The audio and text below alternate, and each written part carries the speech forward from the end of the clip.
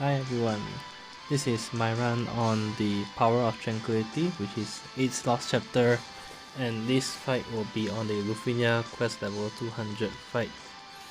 As always, before going to the actual battle, I'll be covering the boss mechanics, strategy, as well as the party setup that I used. And as always, I will be including a timestamp in the video description so that you are able to skip ahead to the sections that you are interested in. As always, if you enjoyed the video, do leave a like, subscribe, or leave a comment. So coming to this fight, it's only one wave and it consists of a pair of Blank Clack, which is a Cerberus type monster.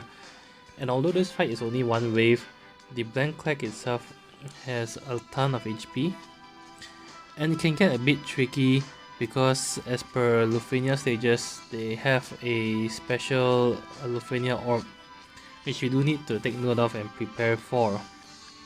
So the orb appears at the 79% and 49% HP mark and will disappear once the Blank Clack enters into the triple mode. Once it counts down to 0, and it starts off at 10 ticks and tick down each time your party members or the boss takes an action, and when it reaches 0, it unleashes a big AoE Brave and HP attack. But it's quite annoying because it also removes all debuffs on themselves, including frame debuffs. So depending on who you have in your party, it can be quite a big annoyance. And a way to avoid this is to have some form of counter attack. Each time that the Blank Clack is counter attacked while the orb is active, it will increase the count up to 10 again. Now the orb will only last for 3 turns of the enemy, because after 3 turns the Blank Clack will cancel triple mode.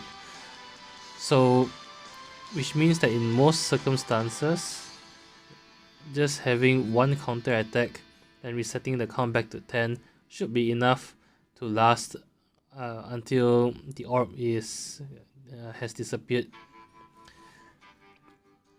Other than that, the thing to take note here is that the Blank Clack itself hits very hard. You can't debuff their attack because they are immune to attack down, and they hit for quite a lot of damage. When they enter triple mode, you can imagine taking 3 turns in a row targeting the same party member will likely lead to break and amassing a ton of Brave. They have a very high max Brave stat as well, and in later fights their max Brave can hit 80 to 90,000 Brave. Every once in a while they will also use Mystic Roar. Mystic Roar is an ability that caps out their Brave, so essentially they can actually give themselves 80 to 90,000 Brave at one time. Because they hit very hard, if you are using Warrior of Light, you have to be careful of Warrior of Light's LD because his LD taunts both the bosses onto him. So when both bosses are in triple mode, having both bosses targeting him will essentially lead to his shield getting broken, even if he has 50,000 Brave shield. So the best way to approach this fight if you are using Warrior of Light to mitigate Brave damage is to try to split the Blank Clack's targets so that the shields of 2 different party members can absorb the hits quite comfortably, and Warrior of Light can refresh the shields after that. Other than that, it's a pretty straightforward fight, so long as you have some way to mitigate the incoming hits from Blank Clack, and you also have a way, at least one party member who can counter attack to increase the count of the orbs. If you don't have any party members who can counter attack, there are still ways to get around this. The orbs actually do not debuff do not dispel your party member's buff. So you can actually tank the hit with either Warrior of Light with his LD or Bush with his LD as well. Although once the orb triggers, you then have to reapply all debuffs on them again, which again will delay turns for your party members. Other than that, although the boss will dispel all or remove all debuffs on itself when the orb triggers, the game actually calculates HP damage first before removing debuffs in this case, which means that if the bosses are inflicted with HP attack disable, when the orb ticks down to 0, they can't actually trigger the orb attack, because the HP attack disable will come in first. So that's also another way to get around this effect. The best counter attacker of course would be 8 in this circumstance, because he's also a synergy unit. But besides 8, another popular character used is also Gebrand. Gebrand's follow-up attacks are considered as counters. And not only that, Gebrand also has instant break built into his kit, which helps a lot when the Blancleg, for example, uses Mystic Roar and batteries themselves for huge amounts of brave. You can instantly break them with Gebrand. I don't have either 8 or Gebrand, so my choice of party member with counter attack here is Cater, because I have her fully maxed out with full spheres and 3 perfect arts as well. And I rounded off the team with Warrior of Light, because his shield will help mitigate brave damage for the rest of the party, and his LD also acts as a failsafe in case Cater fails in her dodge, because she only has 90% evasion. Lastly, the third party member is actually pretty flexible. I used Vivi mainly because using Vivi's LD will trigger Odin, and essentially Vivi will grant the entire party with 30% attack up the moment he uses his LD the first time. And of course Vivi also does fantastic damage at this point of the game, so hence the reason for including him in this party.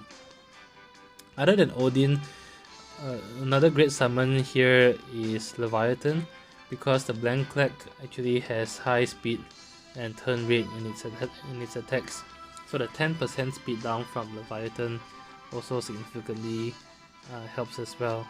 Although in this case, because I did not bring any support characters, so I decided to go with Odin for the defense down and attack up buffs.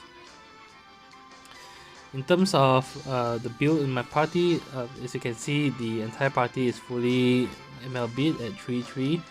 Warrior of Light and Vivi have their LD passives equipped, and my Cater has full spheres, including her sphere, Cloud of Darkness sphere, and Optimus' sphere.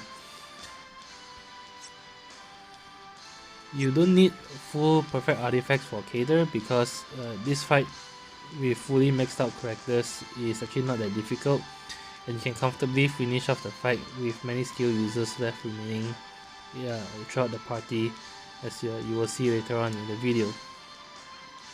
So that's it. With that said, let's move on to the fight. I'll see you there.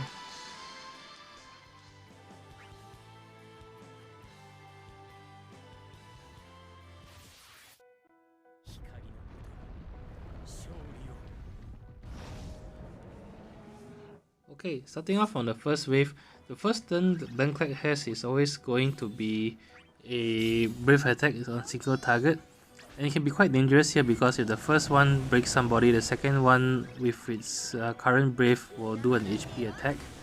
So the best approach here is to use Bizarra ROK with Cater on the first turn to lock on both Blanclegs onto her. Unfortunately here I got unlucky and she didn't manage to dodge one of it, but it's okay.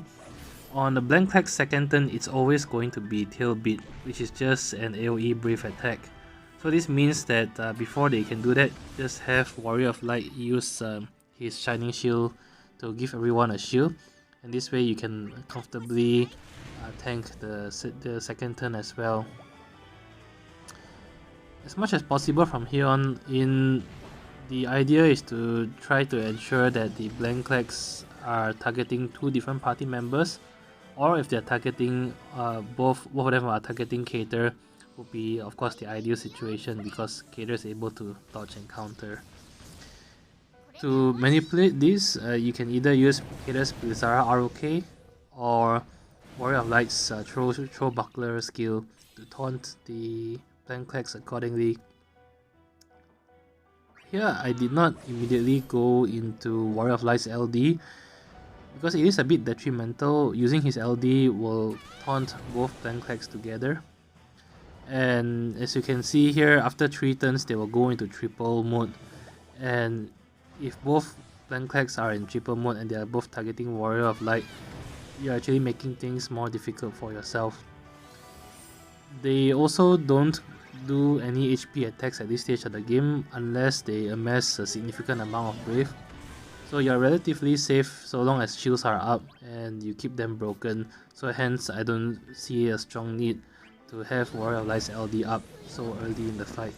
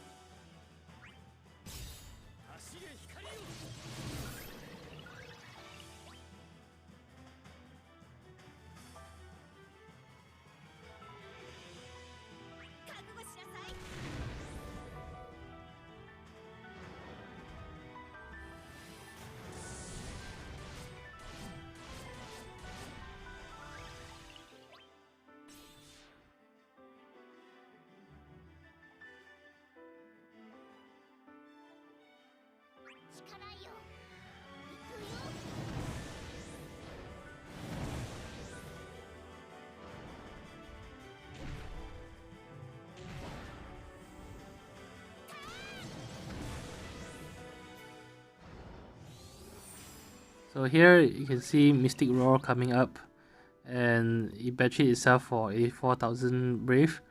But that's where Vivi can come in very nicely. Vivi at this point in the game is an excellent Brave shaver. If you don't have Vivi, really any third party member will do.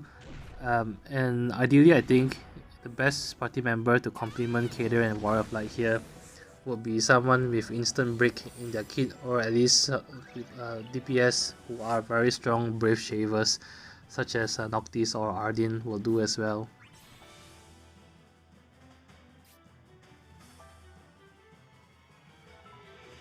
So once the Blanclex hit 79% HP, the Lufenia orb will appear, and they each have their own individual Lufenia orbs.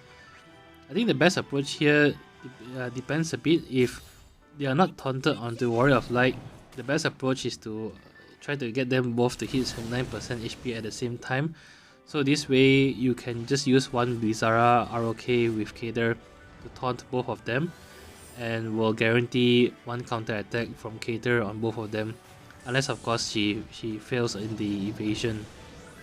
If they are taunted by Warrior of Light, it's still okay. If you feel that it's quite dangerous, you can then use one Warrior of Light's LD to ensure that their HP attack will be nullified. But that's also the reason why I hold off on his LD. If one is taunted on Warrior of Light, I can still at least taunt the other one with Cater. It still isn't so bad even if they are still taunted onto Warrior of Light, because most of the time the Blanclex will actually use Tailbeat, which again is an AoE Brave attack. So that will also trigger Cater's counter attack. Of course, there is a risk here because Cater's evasion is just 90%. So there is a risk that if Cater didn't manage to dodge, and for example, if the Blanclex are taunted onto Warrior of Light, you could come into a situation where the orb counts down. So in that circumstance, you really don't have a choice but to use Warrior of Light's shield and his LD to tank the orb trigger attack. It doesn't do too much, and you can actually quickly reapply the debuffs after that, so it's not a worst case, it's not a terrible situation to be in, but it is something that you should at least try to avoid as much as possible to make things easier.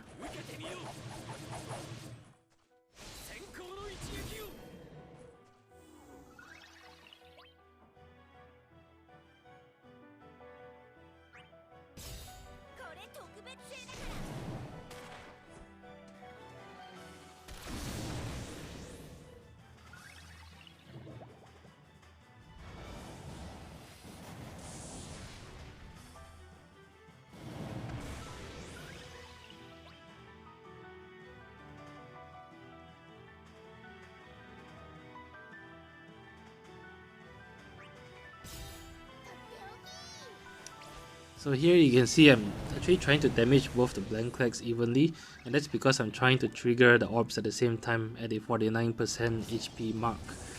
And the idea behind that is to hopefully be able to taunt both of them with Cater and trigger a counter attack there. Depending on the party comp that you have, I can imagine some parties would actually prefer to have one orb at a time. So another strategy, if you are more comfortable dealing with one orb at a time, is to focus one Blanclex down to the 79% and 49% health respectively, and then deal with the orb and wait for the orb to disappear before you switch DPS on the other target. So that way you only deal with one orb at a time.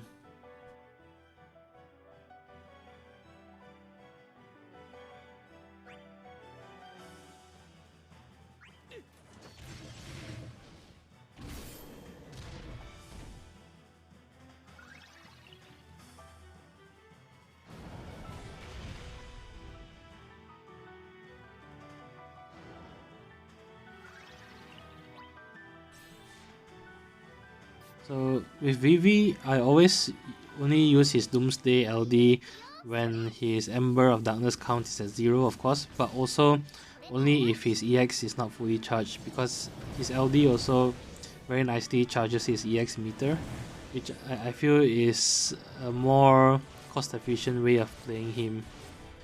I don't have perfect arts for Vivi. I'm actually using one charge fire and attack 108 artifact for him. And at this point in the game, the best artifacts for Vivi would be triple attack 108 and buff attack speed, because he doesn't need that many fire skills. In fact, he rarely uses fire at all. I think in the entire fight I only used like 1 or 2 fire skills. So the one that he starts with is really more than enough for the entire fight.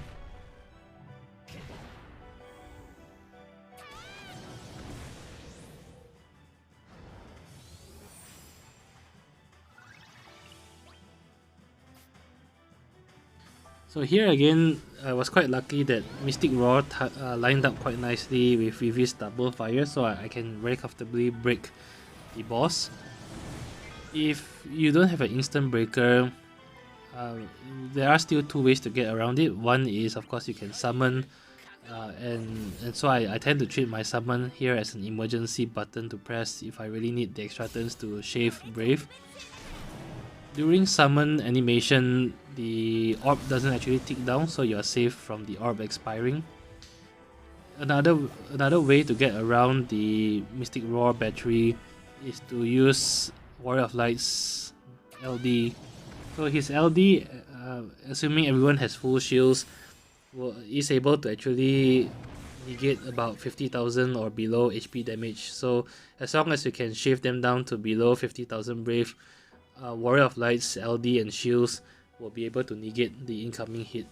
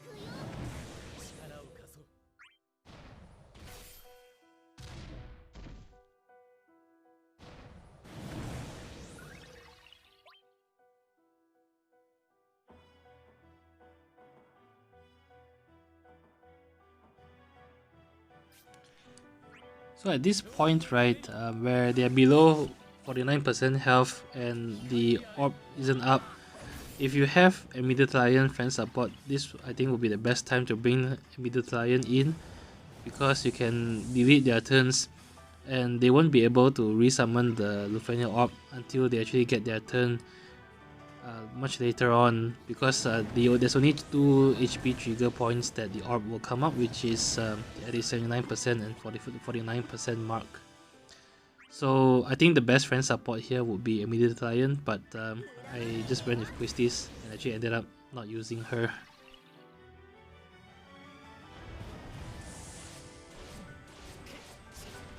So here is another example of even Warrior of Light being synergy, his shields won't actually last very long, and I think that's a testament to how hard the Blank Clack can hit. One option here is to use, for example, Diablos Summon, which increases initial Brave by 30%, and because Warrior of Light shield is actually based on his initial Brave. Another option is to have a third party member who can buff initial Brave, because doing that then increases the amount of shield that the party can have.